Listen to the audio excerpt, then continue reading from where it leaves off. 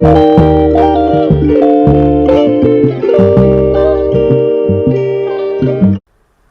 Friends, welcome back to my YouTube channel. ಎಲ್ಲರೂ ಹೇಗಿದ್ದೀರಾ? ಎಲ್ಲ ಚೆನ್ನಾಗಿದ್ದೀರಾ? ನಾವು ಕೂಡ ಚೆನ್ನಾಗಿದ್ದೀವಿ. ಇವತ್ತೊಂದು ಬ್ರೇಕ್ಫಾಸ್ಟ್ ರೆಸಿಪಿ ತೋರಿಸ್ತಾ ಇದ್ದೀನಿ.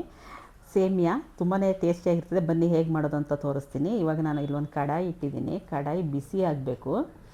ಬಿಸಿ ಆದಮೇಲೆ ಸ್ವಲ್ಪ ಸಾಸಿವೆ ಹಾಕ್ತಾಯಿದ್ದೀನಿ. ಎಣ್ಣೆ ಚೆನ್ನಾಗಿ ಕಾಯಬೇಕು.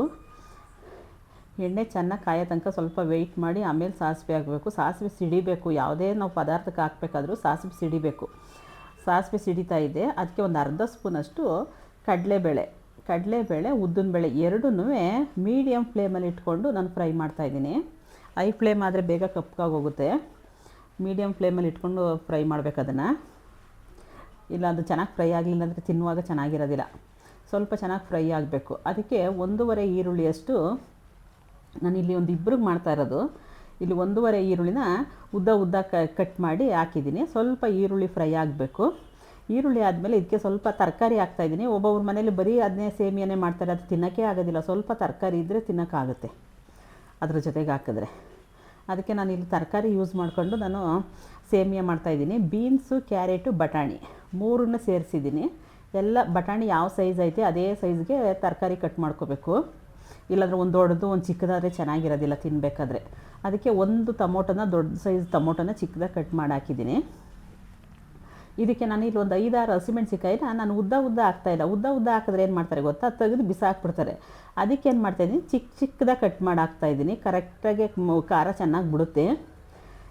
ಒಂದು ಸ್ವಲ್ಪ ಜಾಸ್ತಿ ಹಾಕ್ಬಿಡೋದು, ಉದ್ದ ಹಾಕ್ಬಿಟ್ರೆ ಎಲ್ಲ ತೆಗೆದು ಹೊರಗಡೆ ಹಾಕ್ಬಿಡ್ತಾರೆ. ಅದಕ್ಕೆ ಚಿಕ್ಕದಾಗಿ ಕಟ್ ಮಾಡಿ ಹಾಕಿದ್ದೀನಿ. ಇವಾಗ ಟೊಮೊಟೊ ಹಾಕಿದ್ನಲ್ಲ, ಟೊಮೊಟೊ ಬೇಯಬೇಕಾದ್ರೆ ಹಾಕಿದ ತಕ್ಷಣ ಸ್ವಲ್ಪ ಉಪ್ಪು ಹಾಕಿದ್ರೆ ಟೊಮೊಟೊ ಚೆನ್ನಾಗಿ ಬೇಯುತ್ತೆ.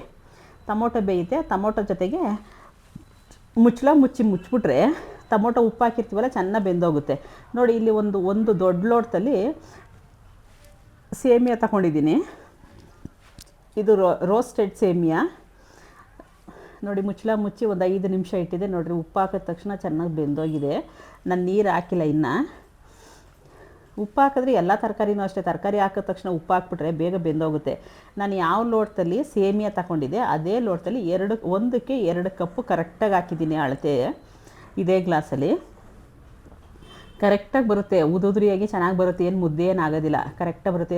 ಅದು ಅಂದರೆ ರೋಸ್ಟೆಡ್ ಅಲ್ವಾ, ಕರೆಕ್ಟಾಗಿ ಬರುತ್ತೆ. ನೀರು ಕುದೀತಾ ಇದೆ ನೋಡಿ, ಹೈ ಫ್ಲೇಮ್ ಇಟ್ಟಿದೆ, ನೀರು ಕುದೀತಾ ಇದೆ. ಇವಾಗ ನಾನು ಸೇಮಿಯಾ ತಗೊಂಡಿದ್ದಲ್ಲ ಅದನ್ನ 1 ಗ್ಲಾಸ್ನ ಇದ್ರೊಳಗಡೆ ಹಾಕ್ತಾಯಿದ್ದೀನಿ. ಈಗ ಒಂದು ಸಲ ಚೆನ್ನಾಗಿ ಮಿಕ್ಸ್ ಮಾಡಿ, ಬೆಳಗ್ಗೆ ಬ್ರೇಕ್ಫಾಸ್ಟ್ಗಂತೂ ತುಂಬಾ ಚೆನ್ನಾಗಿರ್ತದೆ. ಒಂದು ಸಲ ಮಿಕ್ಸ್ ಮಾಡಿ ಈ ಥರ ಅದ್ರ ಮೇಲೆ ಸ್ವಲ್ಪ ಕೊತ್ತಂಬರಿ ಸೊಪ್ಪು ಉದುರಿಸ್ಬಿಟ್ಟು ಮುಚ್ಚಿ ಒಂದು 10 ನಿಮಿಷ ಮೀಡಿಯಮ್ ಫ್ಲೇಮಲ್ಲೇ ಇಡಬೇಕು. ಸಿಮ್ ಮಾಡಿಬಿಡಬೇಕು. ಆವಾಗ ಕರೆಕ್ಟಾಗಿ 10 ನಿಮಿಷಕ್ಕೆ ತುಂಬಾ ಚೆನ್ನಾಗಾಗಿರ್ತದೆ. ನೀವು ಒಂದು ಸಲ ಟ್ರೈ ಮಾಡಿ ನೋಡಿ. ಬೆಳಗ್ಗೆ ನಾಷ್ಟಕ್ಕೆ ಇಲ್ಲಾಂದರೆ ಮಕ್ಕಳಿಗೆ ಸ್ಕೂಲ್ಗೆ ಹೋಗ್ಬೇಕಾದ್ರೆ ಡಬ್ಬಿಗೆ ತುಂಬಾ ಚೆನ್ನಾಗಿರ್ತದೆ. ಮಾಡಿಕೊಟ್ರೆ ತುಂಬ ಚೆನ್ನಾಗಿ ಇಷ್ಟಪಟ್ಟು ತಿಂತಾರೆ. ನೋಡಿ, ಕರೆಕ್ಟಾಗಿ ಮುಚ್ಚಿದ್ನಲ್ಲ, ನೋಡಿರಿ ಸ್ವಲ್ಪನೂ ಬೆಂದೋಗಿಲ್ಲ. ನೋಡಿರಿ, ಮುದ್ದೆ ಆಗಿಲ್ಲ, ಎಷ್ಟು ಚೆನ್ನಾಗಿ ಬಂದಿದೆ. ಸೂಪರಾಗಿದೆ.